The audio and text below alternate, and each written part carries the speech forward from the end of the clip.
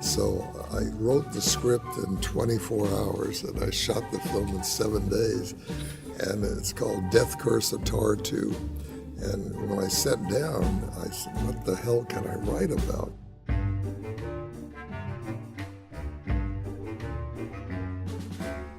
I'm sitting here with film director William Grefe. You have done a number of films. You did work with the Howards, right, on Flipper? Well, yeah, on the, I was head of the Ivan Tor Studios in North Miami. Did Flipper and Gentle Ben, but the only big film I ever did was Live and Let Die, the James Bond film. I was the action director on that. Oh, wow. And we did the shark sequences and all of that. And that was Roger Moore, right? correct. Okay. Roger Moore, yeah. We shot in Jamaica and in Bimini. We did a lot of shark stuff and alligator and crocodile stuff on that. So I more or less coordinated a lot of that. What's a Bond set like? What is that like? Well, all I can say is the little stuff I did, I could have made 5 feature films because they throw money at you, which I wasn't used to because all my independent films, was always privately financed, and so you had to really hold on to every dollar to get it onto the screen. We had talked briefly earlier, and you had just had. Off the cuff, you had all these these amazing stories about one film you shot in 7 days. Yeah, that was I had directed a film called Sting of Death, which was the jellyfish monster. And so the distributor in those days, everything was double features to go into the drive-in, the local theater. And so he couldn't find another horror movie, so he said the magic word, I'll finance this, but I got to have it by May 15th.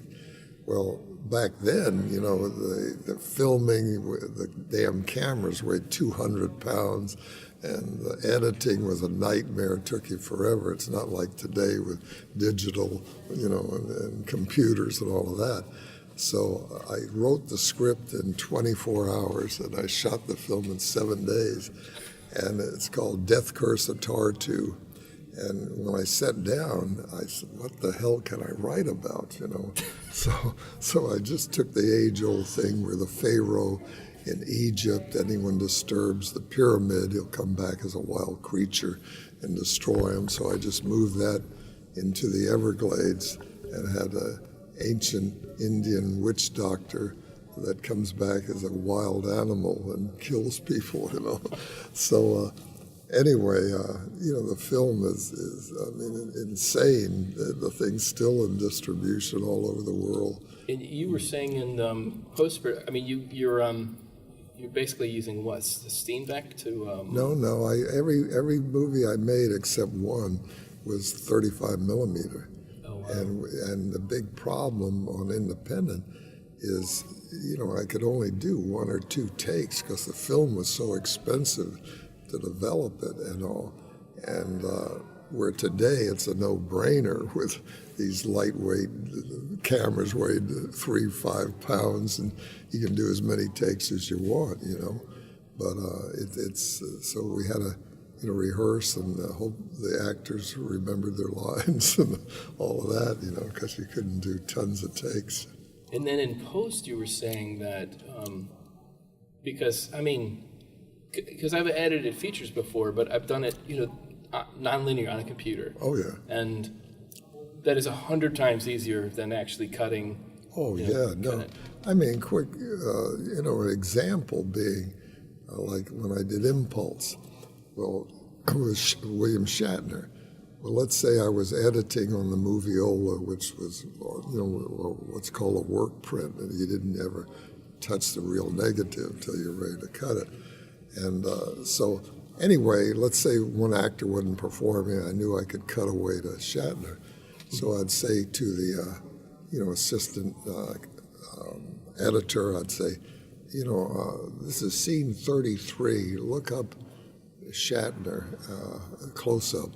So he'd get in the catalog and he'd look at scene 33. Okay, that's in can 22, and go get a big can out and we'd thumb through the whole thing and we'd put it in the moviolas. So all of this process would take maybe 15, 20 minutes to put in. Now you just beep. It took scene 33, boom, bam, it's right there, So when I talk to a lot of college film students, I tell them, I say, to make a film today is a no-brainer from a technical standpoint. It really is. But I said the only thing hasn't changed is these damn actors and temperamental crews, You got to be an amateur psychiatrist to figure them out. Yeah. The last thing I did was a feature-length documentary, and part of it I was tired, really exhausted by working with actors. Oh, yeah. I just, I Well, was like, I can make a movie without actors. well, do you know who Bob Mikulski is? He won the Academy Award as the editor of Hurt Locker. Oh, wow. Okay, And when I was out at Quentin Tarantino invited me out to the New Beverly, and this guy comes up and asked for me to sign a Stanley poster. So I signed it for him, and I'm out in the lobby, and I didn't know who he was. And so anyway, my friend said, hey, gee, you know who that guy is? And I said, no. He said, oh, he just won the Academy Award as the editor of Hurt Locker. So anyway, he's a grindhouse fanatic. And so Bob called me up about 3-4 months ago, and he said, Bill, got this small distribution company, and I'm releasing a movie called I Eat Your Skin. And he said, I looked early in your career, you were second unit director on, and he said, you're the only guy in the crew left that I can find that's still alive. I said, Bob, thanks a lot. You really make a guy's day. So anyway, Bob asked me, he said, can you do a 20-minute thing about how you made the film, So I had never seen the movie because there was the director-producer was a guy named Del Tenney out of New York, and he came to Florida to film this, and he hired me to help him with crews and all, and then he said, can you be second unit director? So he went back to New York, and I never even saw the movie, and I said, I'd love to, Bob, but I haven't seen the movie. So he sent me a DVD, and he said, I'm going to put this out on Blu-ray. So anyway, he said, you're so noted for being in the Everglades and shooting in the swamp. He said, will you do that? So anyway, I just got out in some woods, and I came out of the thing, and 1 minute, and I said, slapping mosquitoes, and I said, with a machete, and I said, all you damn Hollywood people, all you think is I work in the Everglades. So anyway, I went in the house and I did a 20-minute spiel on how we made the movie. So that's out on Blu-ray now, and it's one of the extras. That's not this. That's different. No. That That's just a strict. It's Eat Your Skin. And some other movie he did. It's a Blu-ray release. Oh, nice. Double feature, and then the extras. The extras. So I did a 20-minute spiel for him. But this is They Came from the Swamp, which is a 2-hour documentary on my film career, which involves William Shatner and Herschel Gordon Lewis. Blood Feast. Herschel was nice enough to be interviewed. Frank Hellenlotter, Brain. What did Frank do? Anyway, Frank's directed a lot of films. Fred Olin Ray, who I've known since he was a kid, and so there's a lot of good old pros that were kind enough to say nice things about me. Yep, to see Doug Hobart, H.G. Lewis, Bill Marcus, Joe Morrison. I can't wait to watch this. I was.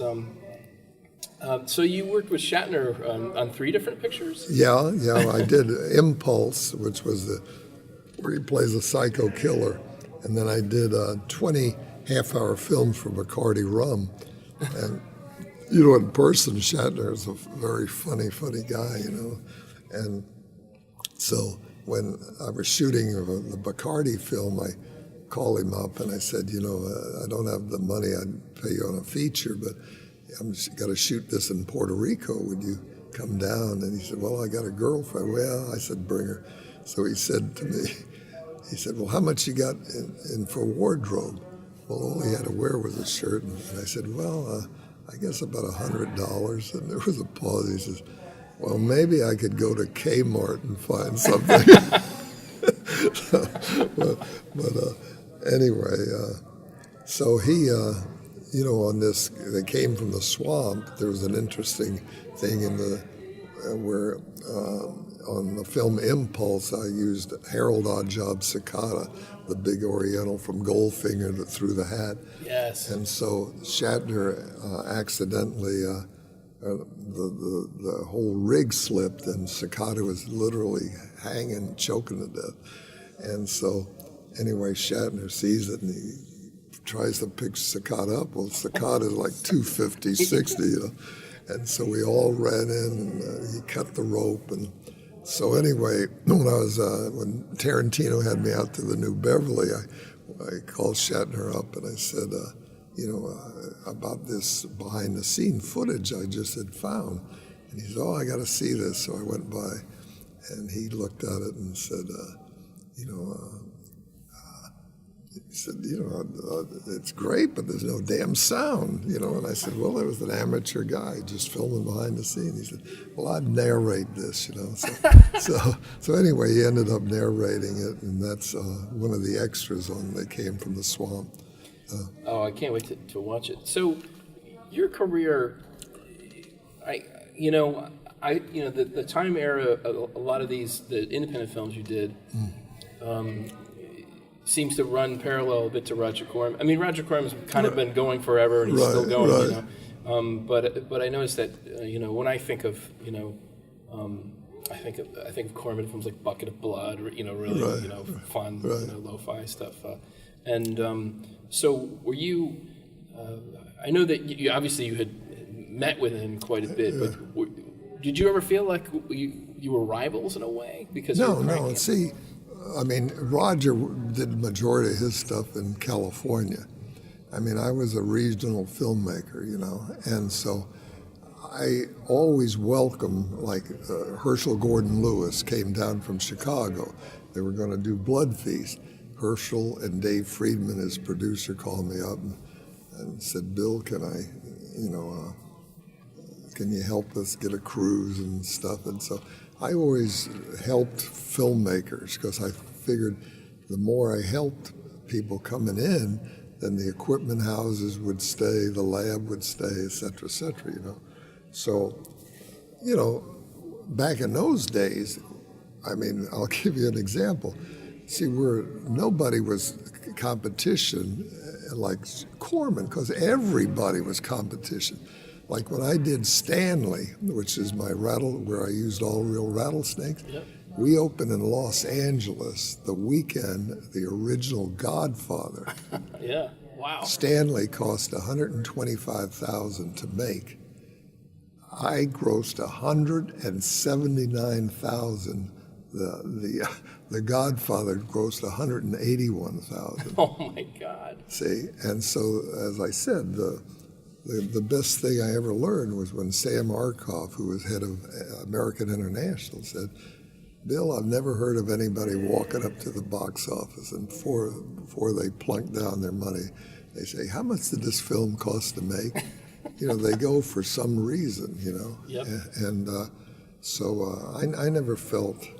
Roger, or any of them were competition, because I was in competition with John Ford and all the biggies, because when you're playing in the theater, it was what brought them there, So, but, you were head of... Ivan Tors, yeah. I was the biggest on the East Coast of the United States. Because, I mean, if it's doing shows like Flipper with what was it, Ron Howard and his dad, right? I mean, that's got to be pretty gigantic. Well, one thing about Flipper, you could go anywhere in the world. You can be in the middle of Africa, And you mentioned Flipper. Everybody in the world knows Flipper. Exactly what it is. You know, yeah. and so, we shot that 100% in Florida. And,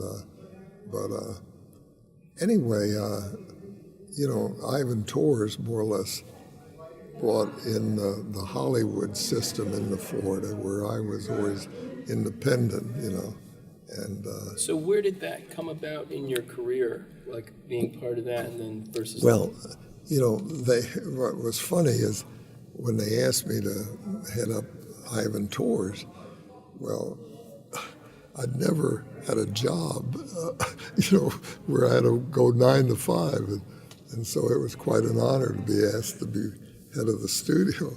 And I came home, and my wife was so excited. And she said, I looked at her. She said, "What's the matter? You look so down." I said, "Damn it! I got to go to work 9 to 5." Show up to an office. Did you have to put the suit on? And all that, or? Right. Yeah. So, any event, I had in my contract that I could make one independent film a year, and so when I dreamt up Stanley, which was I used all real rattlesnakes because there's no CGI then or anything. So anyway, I offered it to Ivan as the independent that I was going to make that year when I was running the studio. He said, "Bill, we're a family oriented. I can't make a horror movie and all of that." So anyway, I went out to California, and Red Jacobs was head of Crown International Pictures, who had handled one of my films, The Wild Rebels.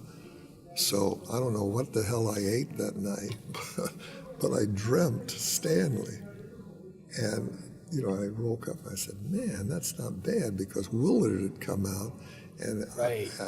and I saw that the next trend was animal horror movies, because Willard was really the first. So I dreamt this whole thing, Stanley.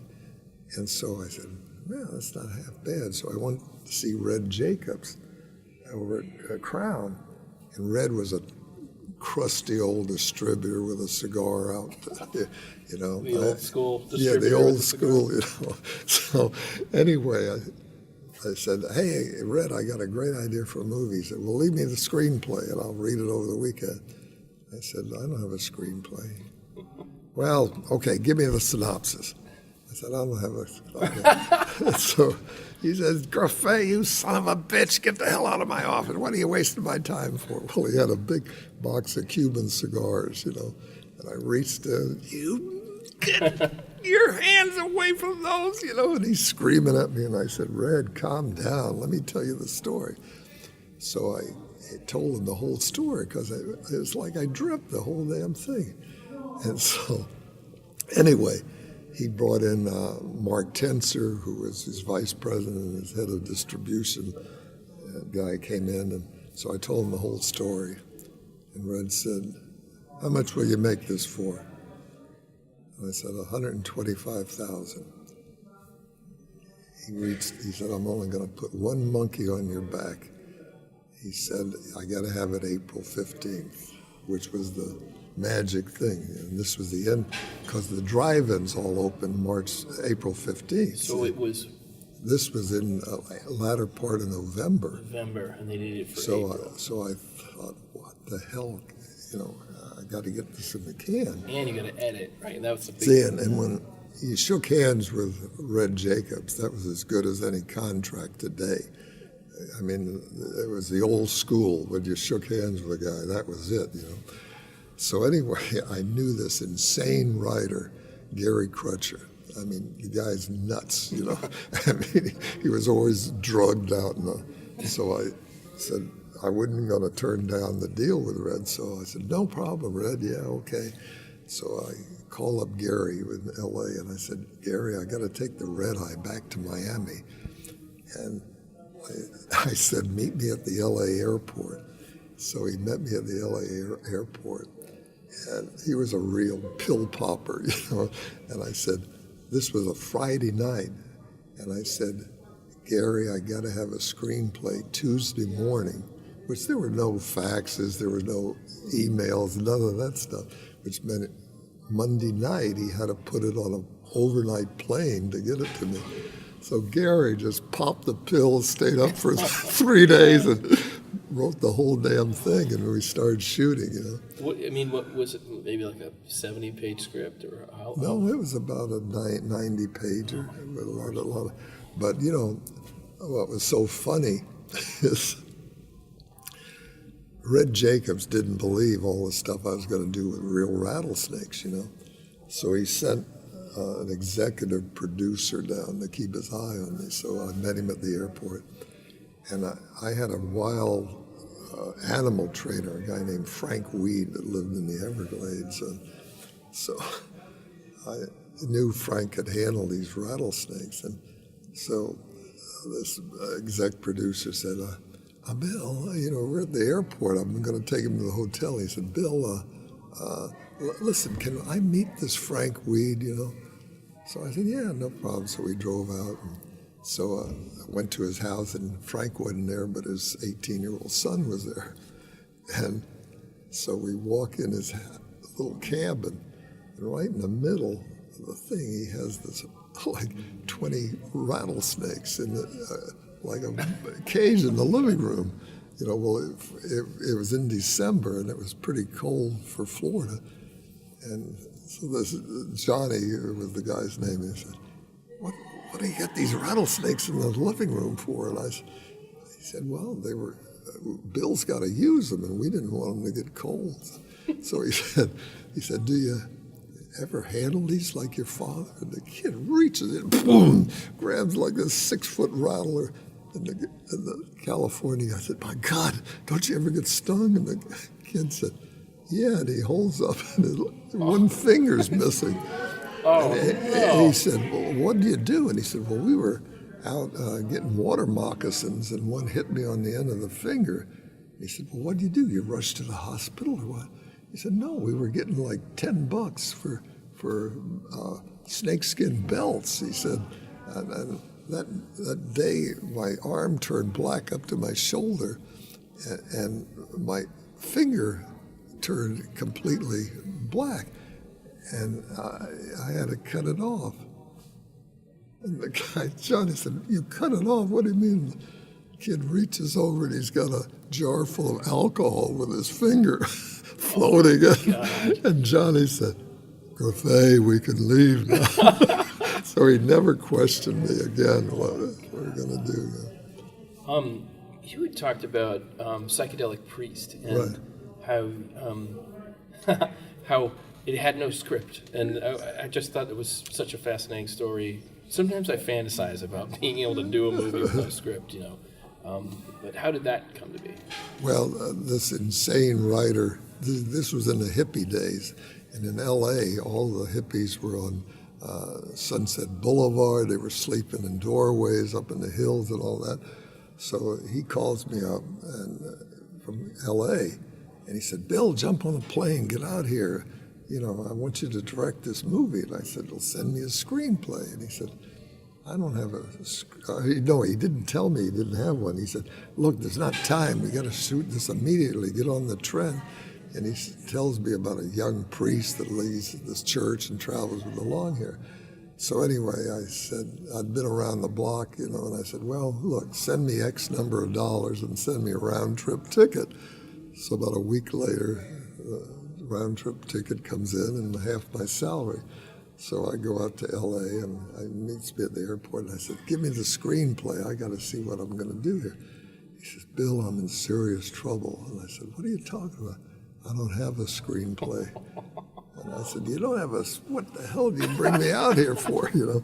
So anyway, what he'd done, he'd raised $50,000 in trading stamps. Back then, there was a thing where they tried to beat the IRS by having these trading stamps. Mm-hmm. And like if you owned a garage and I owned a TV shop, if I needed my transmission fixed, I'd give you trading stamps, and then you could come in and trade me for a TV. So he'd raise these, and he discounted them to get my ticket, and he sold them. So we had to stay at the Ramada Inn on Sunset. And if you've ever eaten every damn meal at the Ramada Inn, forget about it. You know? Right, yeah. So after about 3 days, I said to him, I said, Terry, I said, I'm sick and tired of this food. Look, I'll take you across. The New World was a restaurant on the Sunset there, and I said, I'll pay. So we go to there, and there were these hippies in there, and there was this long gal with long dress, long hair. I said, now she looks like a typical hippie. Grefe, you're brilliant. Boom, he goes over. Now we got our lead actress, right? Cast her from the restaurant. And so she'd never acted before. And in the morning, this actor walks in. He has this big sort of briefcase or whatever. They carry their picture. And I said, now that guy looks like a young priest. Now I know why I hired you, Grefe. Boom. So now we got our priest. So we go out like the Topanga Canyon, which was a hippie stronghold. I said, well, what will we do today? Oh, there's a nice stream. Let's just go to the stream. And so we winged the whole damn movie. Winged it and never had a script or anything. And the damn thing is, on DVD today. It's so anyway. Came out pretty good, huh? Playable. Yeah. I mean, it's on. It's watchable. No, that's great. I mean, but see, I got to be ahead of Ivan Tors then, and I didn't want to be associated with a hippie, drug-oriented film, so I took credit as cameraman, which I did everything. We only had 3 or 4 people in the crew, see, and so I did all the photography and directed the thing. Did you put like a what's it called, a pseudonym? Was there an Alan Smithy as the director? No, I just took credit as the cameraman. No. But anyway, on the internet, there's a really great article about how we made that. It's called The Psychedelic Priest, William Grefe. Yeah, I can't wait to check it out, actually. I was just looking at it. So, out of the films that you released, was there one in particular that's your favorite? Well, I always used to say the next film's my favorite, right. But anyway, no, the one film I think was the best thing I ever did was The Devil Sisters, which was a true story about these 2 sisters in Mexico that kidnapped these girls and held them, enticed them that they were going to be maids and waitresses, and then they forced them into prostitution, and they literally killed dozens of girls and buried them on a ranch. And that's all the true story. We got the court records, and we wrote a screenplay about that. And that became a lost film, which I looked 20 years for it, and finally, through the miracle of the internet, I found a print in Germany that a collector had, and I bought it off him, and we just now released it on DVD, But I'm really proud of that film. It was a good film. And I shot it in 10 days. Oh, that's amazing to me. I've been doing independent films for a while now, and I do pretty much exclusively low-budget features, and we do them from nine days to 14 days if I'm really lucky. And so when I hear these stories of, we did it in 7 days, or, we did it not, But see, you're using digital cameras. You weren't using a 200-pound monster. So it was even harder. Well, it was very much harder when you were doing it. That's why I can't even imagine when you said you're working in 35 millimeter, right? And you make a feature film in 7 days. Did you block everything and do longer takes and more movements? Or? No, I pretty well. What I did is to me, I used to try and block stuff where the actors moved or the camera moved. I mean, I hate a lot of stuff today where fast cuts. I mean, a bumbling idiot or a chimpanzee could direct those fast cuts. But let them try. Like, look at any of John Frankenheimer's stuff, Yes. and the way he moved the camera and blocked, and you have no concept of what it takes. I mean, like this movie they just recently made, Atonement, with there's a scene, the Battle of Dunkirk, 5-minute take where the camera and the actors constantly move. Well, that director, I mean, they had to rehearse that for a week, you know, and if one extra missed his mark, if one actor missed his mark, if the assistant cameraman missed the follow focus, they had to do it over again. Now that takes a real director to block something like that. But fast cuts. A chimpanzee can do that stuff. Yeah, that's true. Any advice for other film directors starting out that maybe had ups and downs? Well, you know, the whole thing in a nutshell is you just got to believe in yourself and keep going, you know. And the